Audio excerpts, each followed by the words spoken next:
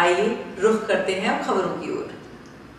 भव्य भक्ति संध्या कार्यक्रम, जिसमें मुंबई से आए विख्यात गायक अशोक गेमावत ने अपनी प्रस्तुति भक्ति कार्यक्रम में दी। श्री भैरूबाग पार्श्वनाथ जैन श्वेतांबर तीर्थ जोधपुर में आज पर्व पर्युषण के अवसर पर आज रात्रि 8:30 बजे श्री भैरूबाग जैन तीर्थ के प्रांगण में विख्यात गायक अशोक गेमावत मुंबई की प्रस्तुति, जिसमें भक्ति कार्यक्रम में हजारों श्रद्धालु पहुंच रहे हैं। साथ ही पूरे भैरूबाग तीर्थ को रोशनी से सजाया गया। ट्रू इंडिया से आनंद कल्ला और कैमरामैन महेंद्र बोहरा की खास रिपोर्ट।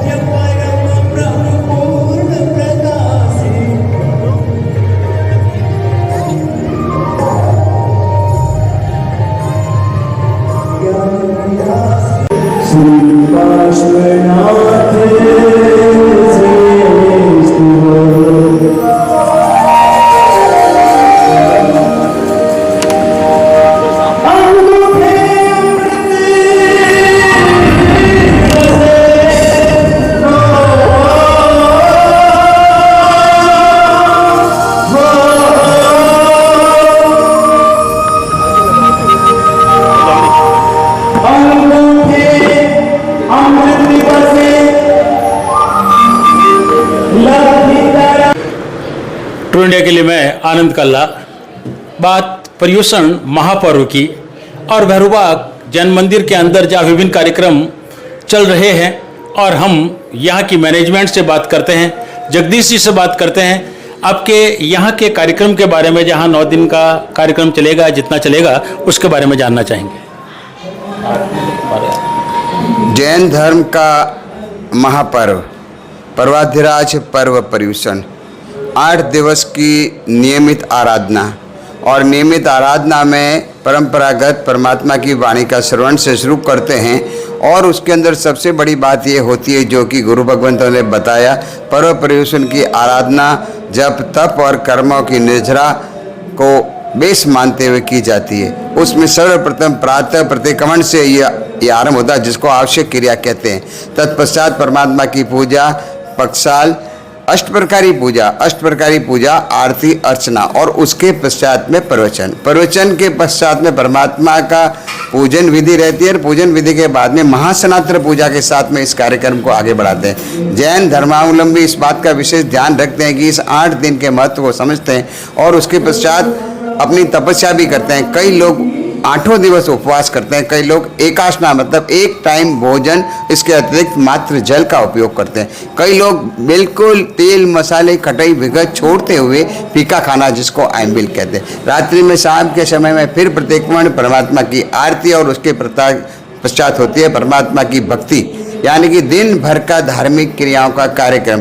गुरु भगवान की वाणी, परमात्मा ने जो फरमाया, परमात्मा ने, महावीर स्वामी ने जो देशना दी, उसके बारे में हमें क्या करना चाहिए, श्रावक को क्या ध्यान रखना चाहिए, किस प्रकार की असाधताओं से बचना चाहिए, और अपने जीवन को मोक्ष की ओर बढ़ाने के लिए हम प्रभु की बात को किस प्रकार श्रवण करते हुए अपने जीवन के को आगे बढ़ाएं, मोक्ष की ओर बढ़ाएं। इस बातों का ध्यान रखें। हम लोग धर्मावलंबी जैन लोग, जैन ही नहीं, जैनेतर भी आजकल जैन के सिवा अन्य कम्युनिटियों ने भी ये तब जब आराधना को अंगीकार किया है, अहिंसा को, जीव दया को इसमें साथ में समावेश करते हम लोग आगे बढ़ते हैं। जगदीश गांधी, सचिव, श्री भैरवबाग जैन पार्श्वनाथ तीर्थ। बहुत बहुत धन्यवाद। हम संस्थान के जो अध्यक्ष हैं बात करते हैं उनसे कि यहाँ इन पर्युषण पर्व के दौरान जहाँ भक्ति सरिता की गंगा बहेगी उसके बारे में हम आपसे जानना चाहेंगे। यहाँ प्रतिदिन सुबह 9 बजे से 9:15 से लगाकर 11 सवा 11 तक आचार्य महाराज साहब का प्रवचन होता है और प्रवचन में भगवान के बारे में और अन्य कई तरह की चीज़ें महाराज साहब बताते हैं जो हम लोगों को मालूम नहीं है। और शाम को रोज़ प्रतिक्रमण होता है, रोज़ मंदिर सुबह और शाम मंदिर आते हैं। बहुत बहुत धन्यवाद। संस्थान के उपाध्यक्ष आदेश्वर जी हमारे साथ हैं और बात करेंगे कि जहाँ ज्ञान की गंगा बहती है, भक्ति सरिता बहती है, उपासक जिस तरीके से उपासना करते हैं और इन दिनों में और क्या खास होता है, हम हमारे दर्शकों को आपके माध्यम से बताना चाहेंगे। पर्वाधिराज पर्युषण का यह महापर्व जो कि 8 दिवस का होता है, उन 8 दिवस में गुरु भगवंतों द्वारा श्रावक श्राविकाओं के कर्तव्य के बारे में 5 जो आवश्यक कर्तव्य होते हैं और 11 वार्षिक कर्तव्य होते हैं, प्रथम 2 दिन इनका विवेचन किया जाता है। उसके पश्चात आगम सूत्र, कल्प सूत्र जी के ऊपर 5 दिवस तक सारगर्भित प्रवचन चलता है। कल्प सूत्र में क्या क्या बातें आई है उन सभी को बताया जाता है।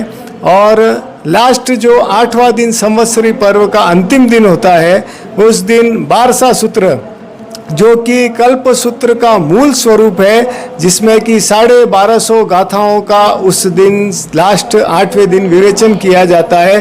और यह सभी महासूत्र, आगम सूत्रों को श्रावक श्राविकाएं घर ले जाकर भक्ति करवाते हैं, ज्ञान की जाहो जलाली करते हैं। अपने जीवन में ज्ञान का कैसे अर्जन हो सके, कैसे इन आगम सूत्रों को हम आत्मसात कर सकें, इसके लिए वो उसकी खूब हर्षो उल्लास से भक्ति करते हैं।